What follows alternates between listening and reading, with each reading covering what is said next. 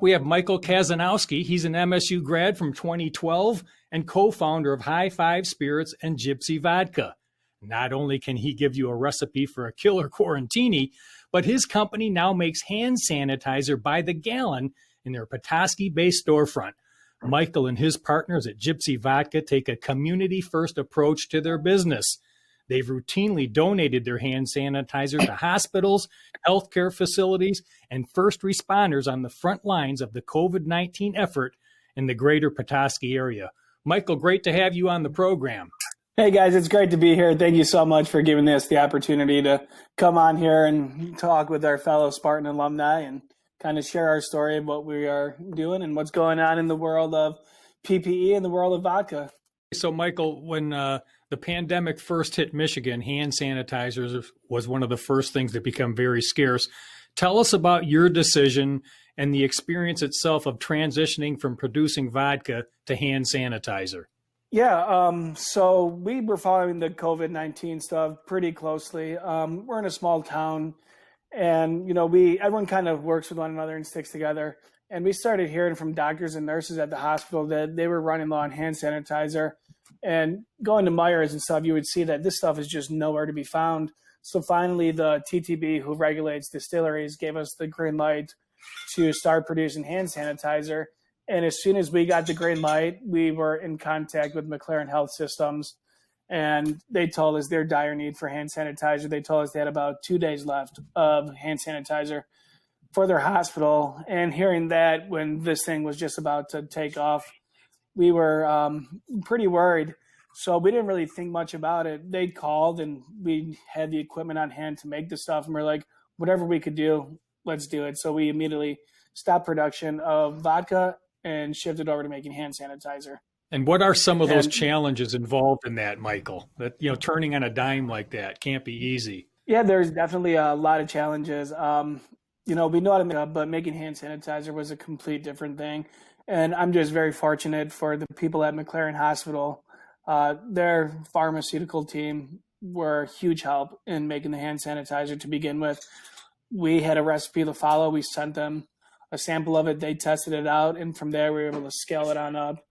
So there's a whole lot of people involved in making this, for the people at McLaren Hospital. Then on the distilling side, there's still some obstacles that we had to overcome.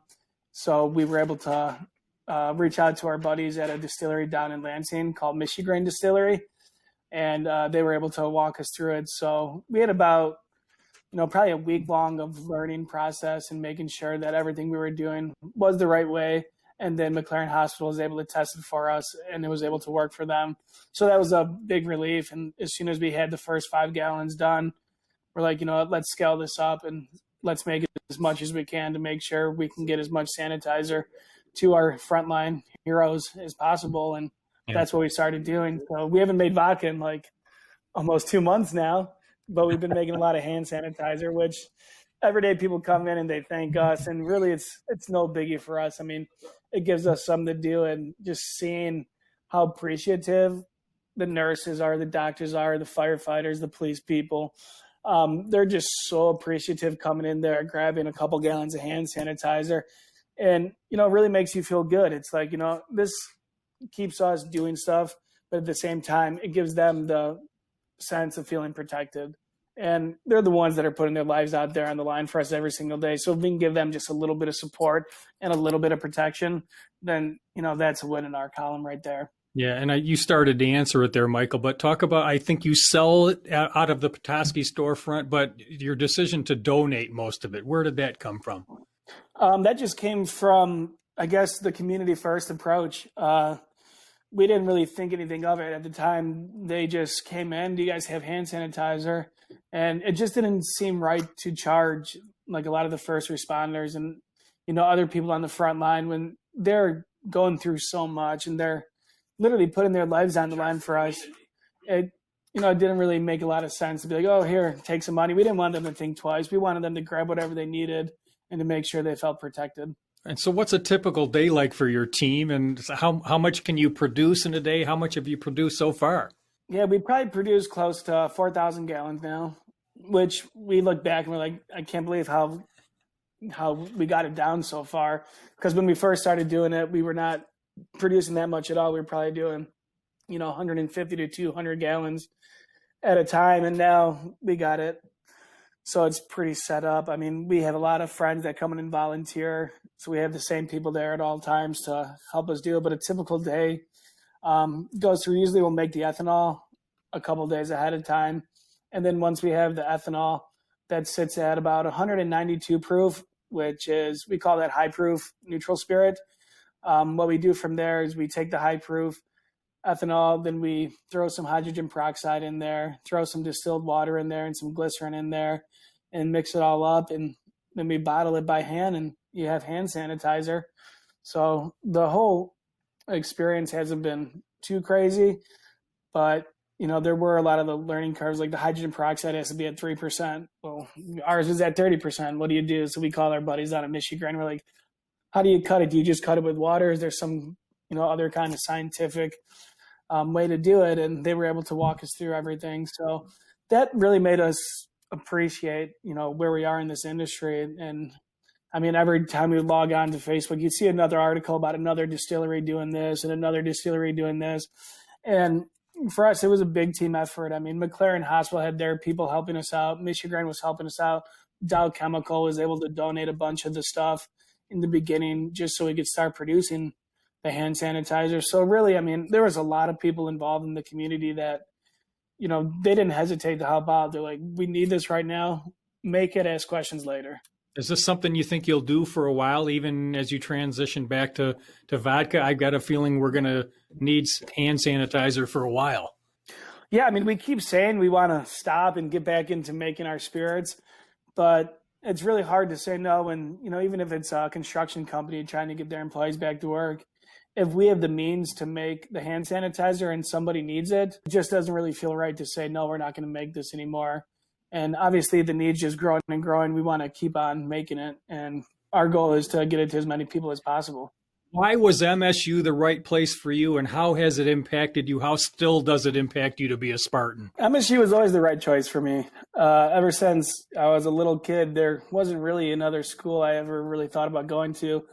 My dad was a Michigan State Spartan, and ever since I was a little kid, as we were talking about before we went live, even during the rough years in the 90s when we weren't winning too much, and I was one of the very few kids at my school wearing the Michigan State jersey during rivalry week. I guess I was just I bled green my whole life. So when I finally got accepted, when I was a senior in high school, I didn't apply anywhere else. I was like, this is it, I'm going. And I didn't really know what to expect. I always heard about, the college experience and everything. And I kind of went in there with an open mind, and every single moment since the day I stepped foot on campus for orientation until the day I graduated was a whole learning experience, and not just inside the classroom, but outside the classroom. And I think that's what really puts Michigan State in a category of itself. The people there, the friendships you make, the life experiences, and then, of course, the education. I mean, it was just a full-blown, amazing experience. Right now, I always look back and people are like, what'd you go to school for? I was like, well, interdisciplinary studies. I wanted to go to med school. Obviously, I took a different route because I probably couldn't have gotten in with my MCAT. But still, the stuff I learned in and outside the classroom, I think prepared me to do what I'm doing in life right now.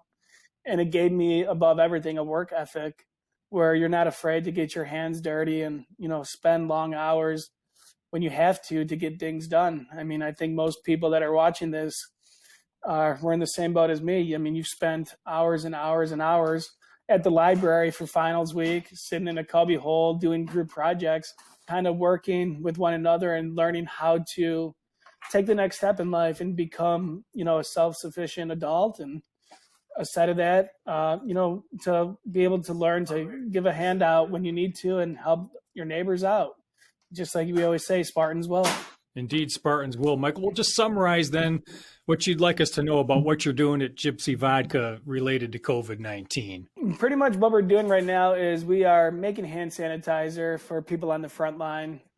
Our biggest goal is to provide as much hand sanitizer. So anyone that is of need, any first responder, firefighter, police or hospital, nurse, healthcare worker, anyone that is in need of it, please don't hesitate to reach out. We want to make sure we can get it to you. Our main goal is to make you have a little sense of ease when you're fighting the daily battle every single day. So if we could do anything at all to help out, we're going to go the extra mile for you because you guys are giving it all for us. Michael, thanks for all you're doing and for telling us about it on Go Green, Go Live today. Thank you so much. I really appreciate the opportunity to talk with you guys, and I'm glad we got to do this. This was a lot of fun. No problem. Go Green. Go what?